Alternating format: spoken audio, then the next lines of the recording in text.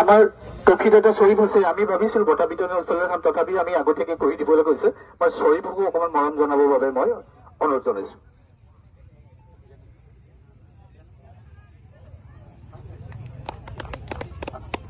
আমাৰ অন্যতম উদীয়মান যুৱক আসফিককো অকণমান মৰম জনাবৰ বাবে অনুৰোধ জনাইছো ট্ৰফি এটা।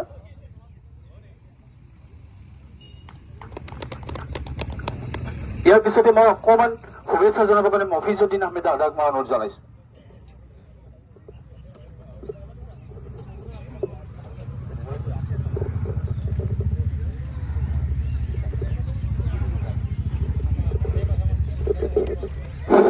নমস্কাৰ।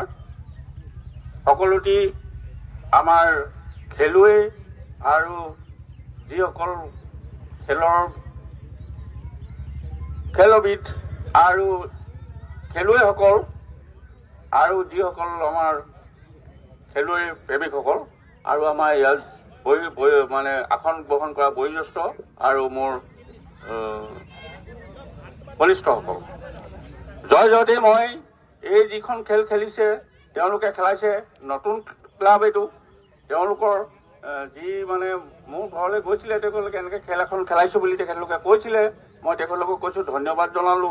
আৰু এই সৰু সৰু ল'ৰা তেওঁলোকক এই খেল খেলাবলৈ যিটো তেওঁলোকে উদগনি হিচাপে ল'লে, তেওঁলোকে বহুত আশা আকাংক্ষাত লৈছে। আৰু সেইটোকেই আমাক আজি এই খেলৰ কাৰণে আমাক নিমন্ত্ৰণী হিচাপে আমাক মাতিলে। আমি ইয়াত আহি উপস্থিত থাকিবলগীয়া হ'ল। তেখেতলোকৰ যি প্ৰচেষ্টা মই আজি দেখিলো, 4 দিনতে মই 2 দিনমান মোৰ ব্লকত কাম আছিলে, অলপ ৰিটায়াৰমেণ্টৰ কাম, তালৈ গৈছিলো। কালিও আহিব নোৱাৰিলো, পৰহি খন্তেক আহিলো, তাৰ আগদিনাখন আজি আহিলো। আৰু তেখেতলোকক এই প্ৰচেষ্টা আগলৈ যে আৰু উন্নত হয়, আৰু অহা বছৰ আমাৰ সভাপতি মহোদয় মজিদ ভাইয়ে কৈছে যে অহা বছৰ আমাৰ যিখন খেল হ'ব সেইখন খেল দেওবাৰ আৰু নক্ষ পাতিম বুলি কৈছে। তাৰ কাৰণে তেওঁলোকক মই মোৰ অন্তৰৰ পৰা মই আশীৰ্বাদ দিছো। আৰু এই খেলখন পাতিবলৈ তেওঁলোকক চবকে দীৰ্ঘায়ু কৰক আৰু সকলো ক্ষেত্ৰতে আগুৱাই নিবলৈ সকলো ৰাইজকে মই সহযোগিতা আগবঢ়াবলৈ কৈ মোৰ চমু বক্তব্য মই সামৰণি মাৰিলো।